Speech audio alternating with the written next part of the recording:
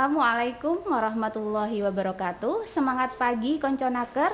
Kembali bersama kami langsung dari studio podcast Disnaker Trans Provinsi Jawa Tengah, Jalan Pahlawan nomor 16 Semarang. Ketemu lagi dalam Goreng Bakwan, ngobrol bareng bab gawean. Topik obrolan kita siang hari ini adalah mengenai apel bulan K3 dan kegiatan IFATES guna mendukung kesehatan para pekerja. Telah hadir tamu spesial saya siang hari ini. Selamat datang Ibu Hayani Rumondang, Dirjen Binwasnaker dan K3 Kementerian Ketenagakerjaan Republik Indonesia. Selamat siang Ibu. Selamat siang Mbak Dian yang cantik. Matur nuwun sudah menyempatkan waktu ya Bu untuk bisa ngobrol bersama Konconaker. Baik, sebelum kita memulai topik obrolan kita hari ini Ibu sebagai prolog mandatori kami, jadi saya ada satu tebakan nih buat Bu Hayani. Jadi tebakannya seperti ini Bu, huruf apa yang sering kedinginan? Huruf apa ya? Huruf yang kata-katanya itu ada di dalamnya adalah salju, pasti kedinginan. S berarti. Saya nggak berani bilang salah kalau sama Bu Dirjen kayaknya ya. Jadi huruf yang sering kedinginan itu huruf B Bu, karena dia berada di tengah-tengah AC, A dan C. Oh, benar-benar A, C, B ya, jadi B ya. Jadi bukan S ya, Iya benar kayak gitu. Ya Baik, kita balik lagi ke topik kita Ibu. Jadi topik kita siang hari ini adalah mengenai apel bulan K3 dan kegiatan IFATES guna mendukung kesehatan para pekerja. Jadi kaitannya dengan apel bulan K3 Bu, kenapa setiap tahun harus diadakan bulan K3? Dan sebenarnya apa makna dibalik peringatan bulan K3 pada tanggal 12 Januari sampai dengan tanggal 12 Februari yang dilaksanakan setiap tahunnya? Ya, makasih Mbak. Ya, jadi kalau kita merujuk pada Undang-Undang 170 di mana memang dimandatkan bahwa Menteri Ketenagakerjaan itu adalah sebagai leading sector untuk K3. Jadi artinya adalah sebagai pemegang kebijakan nasional untuk K3. Nah, tentu mandat undang-undang ini nggak bisa dilaksanakan sendiri oleh Kementerian Ketenagakerjaan, katakanlah gitu ya, yang dipimpin oleh Menteri Ketenagakerjaan, sehingga diperlukan semua pihak. Jadi kolaborasi pihak ini, ya Bu. Ya, kolaboratif, bahkan tidak hanya kolaboratif, koordinasi dan bahkan juga untuk mendukung satu sama lain. Jadi stakeholder yang di dalamnya tentu adalah masyarakat industri khususnya. Nah, oleh karena itu dengan mandat di 170 ini semuanya harus bersama-sama mempunyai kewajiban. Nah, tidak hanya itu, tidak kalah pentingnya adalah setelah tahun 70 ini, di Undang-Undang 70 ini kemudian ada keputusan menteri ya. Jadi keputusan menteri ini memandatkan pula bahwa perlu ada jadi 1984 ya, 1984 kemudian 2009 muncullah di situ adalah harus ada namanya visi nasional tentang K3.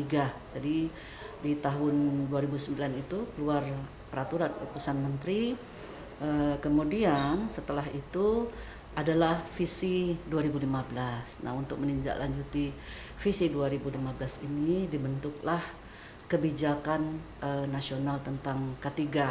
Nah, jadi memang panjang. Setelah tahun 84 itu ada namanya pola kampanye nasional K3. Jadi kalau pola kampanye namanya saja sudah pola, sehingga semua pihak harus bersama-sama bagaimana mempromosikan K3, mensosialisasikannya, menjalankannya dan sebagainya.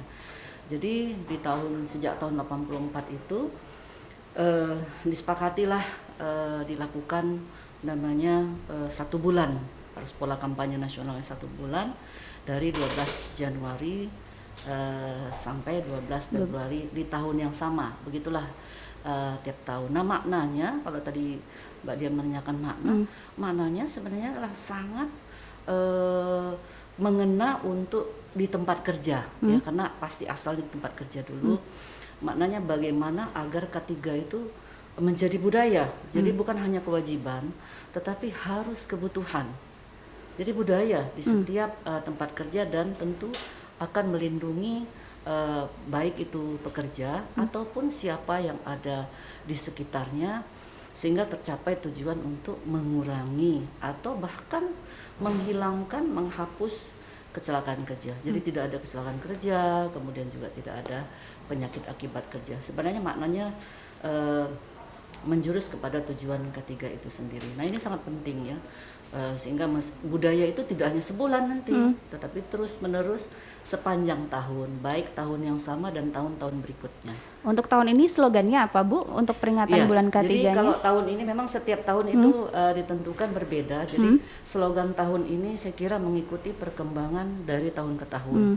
Jadi bagaimana K3 tersebut jadi bisa dibudayakan di semua kegiatan usaha. Nah, khususnya untuk apa?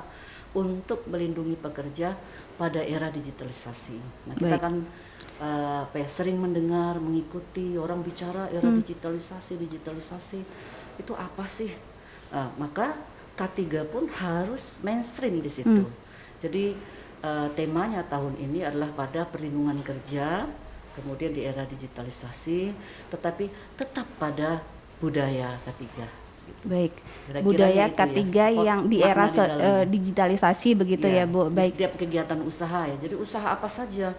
Jadi nggak mesti yang sekarang kayaknya yang populer itu seolah-olah ada di sektor konstruksi misalnya ya, tapi ini tidak semua sektor usaha. Baik, kalau di Jawa Tengah kemarin untuk rangkaian peringatan bulan K3, kami kan ada goes Bu. Kemarin kebetulan Bukadis beserta OPD terkait gitu melaksanakan goes di Banyumas. Kemudian juga ada pemberian sembako, kemudian juga ada apel bulan K3 yang dihadiri oleh Gubernur Jawa Tengah tanggal 4 kemarin. Kalau di tingkat pusat itu pelaksanaan kegiatannya itu seperti apa dan di mana Bu? Ya, sebenarnya kan di pusat ini adalah kebijakan nasional ya, yang meletakkan dasar bahwa di launching. Jadi apel bulan K3 nasional itu kan di launching kemarin itu di satu kawasan di Provinsi Jawa Barat, yaitu di MM 2100. Itulah launchingnya. Tetapi berbagai aktivitas mengikutinya.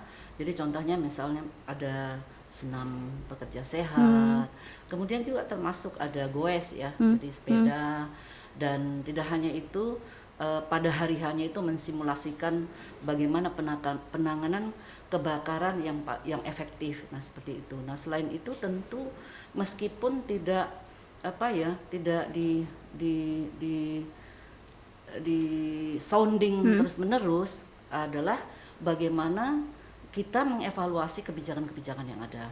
Antara lain kami juga sedang mengevaluasi efektivitas dari P2K3 itu sendiri. Nah itu penting, karena itu langsung berada di tempat kerja. Nah selain kegiatan-kegiatan lain, ya misalkan di berbagai tempat kerja di sekitar, tentu kalau di Jakarta mereka juga melakukan aktivitas-aktivitas untuk mendukung bulan K3 tahun ini. Berarti upaya pemerintah ketika membentuk P2K3 Panitia Pembina Keselamatan Kesehatan Kerja itu artinya bukan hanya sebagai lembaga, tapi juga ada outputnya begitu ya Bu? Ya, saya kira tahun ini kami sedang melakukan evaluasi tersebut karena sebelumnya Menteri kan sudah bertemu dengan waktu itu ada sekitar 1.000 orang dari pengurus P2K3 dari berbagai daerah di provinsi. Nah tidak hanya itu, lalu di follow up oleh kami juga melakukan pendalaman karena ini kan yang paling mendasar juga ya, think tank di tempat kerja, sehingga kita harus bisa, kami terutama pengambil kebijakan ini harus bisa tahu apakah kebijakan yang diambil itu sebenarnya efektifkah, selain dari katakanlah ada institusi-institusi lain yang terkait dengan K3 yang berada di tempat kerja. Ya, apakah itu menyangkut personilnya ataukah lembaga, maka P2K3 ini perlu secara masif kita munculkan kembali ya, bahwa sebagai think tank juga di tempat kerja atau di perusahaan, tentu sesuai peraturan perundangan yang berlaku. Ya baik, Bu mohon dijelaskan juga rangkaian kegiatan Ibu Menteri Ketenagakerjaan yang akan rawuh di PT Sido Muncul Semarang Bu. Ya, saya kira ini sesuatu yang sangat bermakna ya, untuk mendukung produktivitas kerja khususnya pekerja perempuan, sehingga Ibu Menteri mengarahkan kami untuk bagaimana agar pekerja-pekerja perempuan tersebut juga diberikan sebuah fasilitas yang selama ini mungkin tentu sudah ada, tetapi ini supaya lebih semua pihak bisa melihat dan mencontoh bahwa memang perlu dilakukan IPA test. Jadi rangkaiannya tersebut Ibu Menteri akan hadir dan menyaksikan, termasuk nanti ada pelatihan ketiga di sana ya khusus untuk pekerja perempuan dan beberapa aktivitas lain. Ini yang insya Allah akan diadakan di PT Sido Muncul. Berarti itu rangkaian kegiatannya sudah sejak kemarin ya Bu? Iya. Jadi dan saya kira ini juga sesuatu yang baru ya. Maksud saya baru itu adalah spesial sekaligus juga ada sosialisasi. Jadi begini, saya kira sosialisasi TB ini, tuberkulosis juga menjadi perhatian yang sangat besar dari pemerintah. Nah, Bapak Presiden sudah menginstruksikan Menteri Tenaga Kerja menjadi lead sektor lah untuk pemeriksaan kesehatan termasuk TB. Karena TB ini sangat sensitif ya, mengganggu produktivitas, dan ini juga perlu kita lihat sebagai dampak dari pandemi COVID. Jadi bisa saja tindak lanjutnya itu yang harus cepat dideteksi ya, deteksi secara dini untuk TB-nya. Jadi sekaligus IPA test juga sekaligus juga sosialisasi untuk pencegahan tuberkulosis dan sebagainya. Tadi berbicara mengenai pemeliharaan kesehatan kerja, Ibu, salah satunya adalah deteksi kanker serviks melalui metode IPA test. Tadi yang sudah disebutkan Ibu, inspeksi visual dengan asam asetat. Ini menarik sih Bu. Sebenarnya IPA test itu apa dan mengapa harus dilakukan tes tersebut, Bu? Ya, seperti yang saya sampaikan tadi, IPA test itu kan sebenarnya sesuatu yang kadangkala tidak menjadi perhatian oleh para perempuan ya, khususnya yang sudah berkeluarga. Tetapi itu sangat penting ya, sehingga memang IPA test ini adalah seperti tadi disebutkan adalah inspeksi untuk secara visual. Jadi dilihat dengan mata telanjang ya, menggunakan asam asetat sehingga bisa terdeteksi secara dini kanker serviks ya, leher rahim ini. Kan banyak para perempuan pekerja perempuan ini juga kadang-kadang tidak aware ya. Jadi memang harus dibantu oleh pemerintah juga, termasuk pengusaha, pemilik perusahaan. Pemilik perusahaan ya. Baik. Ya. Berarti masuk ke pemeriksaan berkala mungkin ya, Bu, atau pemeriksaan khusus mungkin ya. Ya. Baik, berarti bagian dari kewajiban pengusaha itu sendiri ya, Bu. Ya. Baik. Seberapa penting sebenarnya, Bu, kesehatan pekerja relate-nya untuk peningkatan produktivitas pekerja itu sendiri? Ya. Kalau ditanya seberapa penting, sebenarnya saya tidak bisa mengatakan pentingnya itu sekian derajatnya, tapi itu adalah sangat penting. Yang kadang kita tidak sadari, inilah yang harus kita sampaikan, bahwa kita ingin mulai sekarang pekerja itu tidak hanya memikirkan haknya untuk kebutuhan bulanan misal gitu ya, atau kebutuhan sesaat, mingguan, bulanan dan sebagainya berbentuk upah, bonus dan sebagainya. Jadi perhatian terhadap kesehatan itu sangat penting. Tidak hanya perhatian tapi melakukannya. Bagaimana kesehatan itu juga menjadi bagian dari kehidupan sehari-hari. Karena percuma saja menuntut misalkan, oh saya harus bonusnya berapa, upahnya berapa dan sebagainya. Itu akan menjadi tidak tidak termanfaatkan secara baik kalau kesehatannya tidak didukung secara prima. Ya bagaimana kalau tidak sehat? Tentu nggak bisa hadir melakukan pekerjaan. Artinya pasti di situ adalah produktivitasnya sudah akan menurun. Nah kalau produktivitas menurun itu akan sangat mempengaruhi terhadap hasil kerjanya. Ya apakah itu nanti yang paling mudah itu adalah misalnya kehadiran hariannya yang dihitung dimasukkan dalam haknya itu kan pasti akan berkurang. Betul. Belum lagi yang tanpa disengaja dan tanpa diketahui juga, kesehatan yang menurun ketika tertumpuk-tumpuk berhari-hari, berbulan-bulan, bertahun-tahun, sudah pasti akan mengurangi baik itu daya ingat termasuk energinya untuk melakukan pekerjaan. Saya kira itu sangat relate sebenarnya. Iya sih, berarti kan sebenarnya ada dua pihak ya, pengusaha dan pekerja, dan mereka pun juga harusnya saling aware ya Bu, gitu loh. Jadi nggak hanya juga tanggung jawab pengusaha, tapi juga dari pekerjanya itu ngasih input gitu ya Bu ke pengusahanya bahwa apa sih yang dibutuhkan, kan seperti itu. Jadi pertanyaan terakhir dari kami Ibu, harapan Ibu Dirjen nih buat kami pengawas ketenagakerjaan di Jawa Tengah dan upaya perlindungan pekerja serta kewajiban para pengusaha dalam melindungi K3 bagi pekerjanya itu seperti apa, Bu? Ya. Jadi harapan ini tentu saya letakkan setinggi-tingginya dan sudah tinggi besar lagi gitu ya. Betul. Tinggi sebesar-besarnya kepada pengawas ketenagakerjaan seluruh Indonesia, khususnya juga di Jawa Tengah sebagai provinsi yang saat ini luar biasa kehadiran investor ya. Tidak hanya kehadiran investor tapi perhatian masyarakat terhadap kinerja baik pemerintah itu menempatkan juga setinggi-tingginya saya harus bekerja kan begitu kan. Maka pasti pengawas ketenagakerjaan harus aware. Tidak hanya pada saat bekerja tapi sebenarnya dari mulai sebelumnya. Nah, kaitan dengan K3, maka dalam katakanlah pertemuan reguler misalnya kunjungan atau pemeriksaan reguler dengan perusahaan ini juga harus dipromosikan. Jadi harus diingatkan. Itu yang paling dekat dengan kalau kunjungan langsung gitu ya.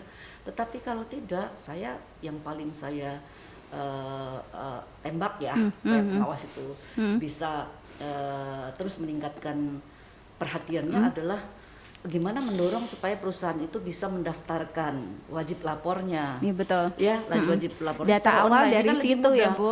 Karena kan di situ ada variabel-variabel, ada kewajiban dari perusahaan sudah tertera. Betul. Berapa pekerja, kemudian mereka diikutsertakan nggak dalam jaminan kesehatannya dan sebagainya dan Ya, sebagainya. layanan Nah ini peran kesehatan. pengawas itu Betul. bukan peran yang lain-lain ya. Jadi agar para pemberi kerja itu aware, oh iya saya dengan saya daftarkan secara online maka saya pun tenang. Kalau saya tidak sudah mendaftarkan kemudian juga belum cukup, pengawas turun lagi. Kamu tuh kan pekerjaan sekian, tapi kenapa sih kok didaftarkan sekian gitu. Jadi supaya nggak di penghujungnya, itu perannya untuk K3. Nah selain itu saya kira perlu ada regular meetingnya, regular meeting dengan perusahaan-perusahaan yang kita melihat tentu kan ada pemeriksaan rutin ya, mana yang belum efektif pelaksanaan K3-nya, maka itu bisa kita berikan advice dan sebagainya. Jadi sangat besar dan sangat tinggi harapan saya untuk pengawas ketenagakerjaan karena memang terutama di Provinsi Jawa Tengah ini marilah terus kita berjalan dan memberikan kontribusi sebesar-besarnya karena Provinsi Jateng pasti akan menjadi tempat yang sangat nyaman bagi para investor ya. Tentu pasti pengawas itu nanti. Ya, berarti tugas berat nih buat Bapak Ibu pengawas. Semangat Bapak Ibu. Baik. Konconaker, pelaksanaan K3 tidak hanya merupakan tanggung jawab pemerintah tetapi juga merupakan tanggung jawab semua pihak. Seperti Ibu Hayani tadi sampaikan. Dengan demikian kita semua berkewajiban untuk berperan aktif sesuai fungsi dan kewenangannya untuk melakukan berbagai upaya di bidang K3 secara terus-menerus dan berkesinambungan serta menjadikan K3 sebagai bagian dari budaya kerja sehingga dapat mencegah kecelakaan kerja dan penyakit akibat kerja. Saatnya saya undur diri, sampai bertemu di podcast episode selanjutnya. Terima kasih sekali lagi Bu Hayani telah menyempatkan waktu untuk ngobrol bersama Konconaker. Jangan lupa kunjungi channel YouTube, podcast, Instagram, Twitter, akun TikTok dan Facebook Dinas Tenaga Kerja Provinsi Jawa Tengah untuk informasi-informasi seputar kerja dan informasi yang bermanfaat lainnya. Sekian dulu Goreng Bakwan episode kali ini. Salehke adonane, nikmati bakwane, teruske karyane, raih prestasine. Yuk kita say no to rebahan biar manfaat for everyone. Angger ngobrol bareng bab gawean, pokoke gurning goreng bakwan. Tetap jaga protokol kesehatan dan K3 unggul, Indonesia maju.